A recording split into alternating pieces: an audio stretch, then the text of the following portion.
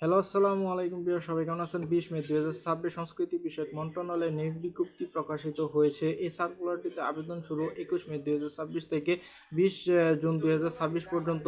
সংস্কৃতি বিষয়ক মন্ত্রণালয়ের রাজস্ব খাতভুক্ত নিম্নোক্ত পদসমূহে সরাসরি নিয়োগের জন্য পদের পাশে বর্ণিত শর্তে প্রকৃত বাংলাদেশী নাগরিকদের নিকট হতে অনলাইনে এই ওয়েবসাইটের মাধ্যমে আবেদনের আহ্বান জানানো যাচ্ছে। অনলাইন ব্যতীত কোনোভাবে এই আবেদন করতে পারবেন না। পদের নাম ষাটমুদ্রাক্ষরিক কাম কম্পিউটার অপারেটর, গ্রেড 13, বেতন 11,000 থেকে 26,590 টাকা। পদের সংখ্যা 4টি। শিক্ষাগত যোগ্যতা কোনো স্বীকৃত বিশ্ববিদ্যালয় হতে স্নাতক বা সমমান ডিগ্রি অর্জন করতে হবে, অর্থাৎ অনার্স কমপ্লিট থাকতে হবে। কম্পিউটার প্রশিক্ষণপ্রাপ্ত হতে হবে। ষাটলিপিতে সর্বনিম্ন গতি ইংরেজিতে 70 শব্দ, বাংলায় 45 শব্দ। কম্পিউটার মুদ্রাক্ষরে সর্বনিম্ন গতি প্রতি মিনিটে ইংরেজিতে 30 শব্দ, বাংলায় 25 শব্দ। ওয়ার্ড প্রসেসিংয়ে সহ ইমেইল ও ফ্লেক্স পরিচালনার দক্ষতা থাকতে হবে। এরপর আমরা দেখতে পাচ্ছি কম্পিউটার অপারেটর, গ্রেড 13, বেতন স্কেল 11,000 থেকে 26,590। পদের সংখ্যা 1টি। কোনো স্বীকৃত বিশ্ববিদ্যালয় হতে বিজ্ঞান বিভাগে স্নাতক সম্মান অর্জন করতে হবে, অর্থাৎ অনার্স কমপ্লিট থাকতে হবে এই পদটিতে আবেদন করার জন্য। কম্পিউটার মুদ্রাক্ষরে প্রতি মিনিটে বাংলা 25 শব্দ, ইংরেজিতে 30 শব্দের গতি থাকতে হবে এবং সংশ্লিষ্ট বিষয়ে স্ট্যান্ডার্ড অ্যাপটিটিউড টেস্টে উত্তীর্ণ হতে হবে।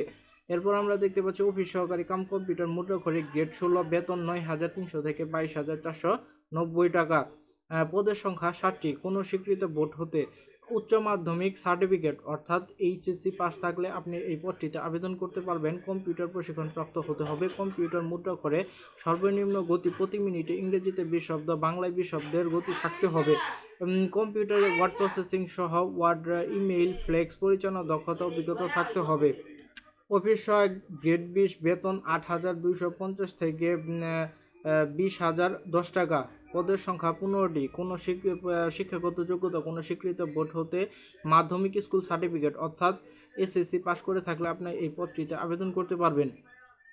নিম্নবর্ণিত শর্তাবলী আবেদন ফর্ম পূরণ এবং পরীক্ষায় অংশগ্রহণের ক্ষেত্রে অবশ্যই অনুসরণ করতে হবে। সকল পদের প্রার্থীদের ক্ষেত্রে 1/5/2026 তারিখে বয়সসীমা 18 থেকে 32 বছর হতে হবে। বয়স প্রমাণের ক্ষেত্রে এফিডেভিট গ্রহণযোগ্য নয়। বর্ণিত ছকের 1 ও 3 নং ক্রমিকের উল্লেখিত পদের বিভাগীয় প্রার্থীদের ক্ষেত্রে বয়সসীমা 40 বছর পর্যন্ত শিথিলযোগ্য, অর্থাৎ 1 ও 3-এর যদি আপনি আবেদন করেন, আপনার বয়স যদি 40 হয়ে থাকে বা 40-এর নিচে হয়ে থাকে তাহলে আবেদন করতে পারবেন স্যার ওই দুইটা পদে। সরকারি, আধা সরকারি, স্বায়ত্তশাসিত প্রতিষ্ঠানে চাকরিরত প্রার্থীদের অবশ্যই যথাযথ কর্তৃপক্ষের অনুমতিক্রমে আবেদন করতে হবে। চাকরিরত প্রার্থীদের সকল শর্ত পূরণ সাপেক্ষে আবেদনপত্র পূরণের সময় বিভাগীয় প্রার্থীদের ঘরে টিক চিহ্ন দিতে হবে। অন্যদের ক্ষেত্রে এ শর্ত প্রযোজ্য নয়। তবে সকল চাকরিরত প্রার্থীকে মৌখিক পরীক্ষার সময় নিয়োগকারী কর্তৃক প্রদত্ত অনাপত্তি ছাড়পত্রের মূল কপি জমা দিতে হবে, অর্থাৎ আপনার অনুমতিপত্র প্রদর্শন করতে হবে। চাকরির আবেদনের ফর্ম পূরণে সর্বশেষ শিক্ষাগত যোগ্যতা সহ শিক্ষাগত যোগ্যতা উল্লেখ করতে হবে। অন্যথায় চাকরির জন্য নির্বাচিত হলে চাকরির আবেদনে উল্লেখিত সনদপত্র ব্যতীত অন্য কোনো শিক্ষাগত যোগ্যতার সনদপত্র অন্তর্ভুক্ত থাকলে সুযোগ থাকবে না কোনো। এরপর আমরা দেখতে পাচ্ছি নিয়োগের ক্ষেত্রে সরকারের বিদ্যমান বিধিবিধান এবং পরিবর্তিতে এ সংক্রান্ত বিধিবিধানে কোনো সংশোধন হলে তা অনুসরণ করতে হবে। লিখিত ও মৌখিক পরীক্ষায় অংশগ্রহণের জন্য কোনো প্রকার ডিএ প্রদান করা হবে না। মৌখিক পরীক্ষার সময় সকল সনদপত্রের মূল কপি প্রদর্শন করতে হবে এবং পূরণকৃত আবেদনপত্র, অ্যাপ্লিকেশন ফর্ম সহ সত্যায়িত এক সেট ফটোকপি এবং জাতীয় পরিচয়পত্র ও জন্ম নিবন্ধন সনদ এর ফটোকপি দাখিল করতে হবে, অর্থাৎ প্রদর্শন করতে হবে। এই নিয়োগে বিজ্ঞপ্তিতে বর্ণিত ছকের 1, 3, 4 ক্রমিকের শূন্যপদ পূরণে বাংলাদেশ সচিবালয় ক্যাডার বহির্ভুক্ত গেজেটেড কর্মকর্তা ও নন গেজেট কর্মকর্তা নিয়োগ বিধিমালা 2014 সংশোধনী 2020 এবং 2 নং ক্রমিকের শূন্যপদ পূরণে সরকারি প্রতিষ্ঠানের কম্পিউটার পার্সোনাল নিয়োগ বিধিমালা 2019 অনুসরণ করতে হবে। নিয়োগকারী কর্তৃপক্ষ বিজ্ঞপ্তিতে উল্লেখিত পদের সংখ্যা হ্রাস, বৃদ্ধি ও বিজ্ঞপ্তি সংশোধন বাতিল করার অধিকার সংরক্ষণ করেন।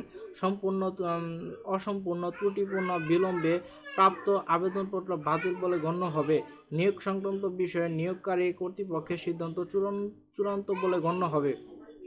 এই ওয়েবসাইটের মাধ্যমে আপনাদের আবেদন করতে হবে। অনলাইনে আবেদনপত্র পূরণ ও পরীক্ষার ফি জমাদান শুরুর তারিখ হচ্ছে 21/5/2026 সকাল 10টা থেকে।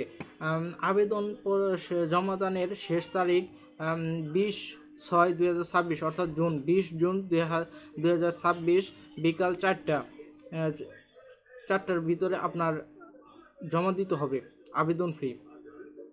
এই ছিল আজকের ভিডিও, এগুলো আপনারা পড়ে নেবেন। আপনারা যদি এই পৃষ্ঠাটা পেতে চান তাহলে জব বার্তা 24 বিডি ফেসবুক পেজটা ভিজিট করবেন, তাহলেই এই সার্কুলারটা পেয়ে যাবেন আপনারা।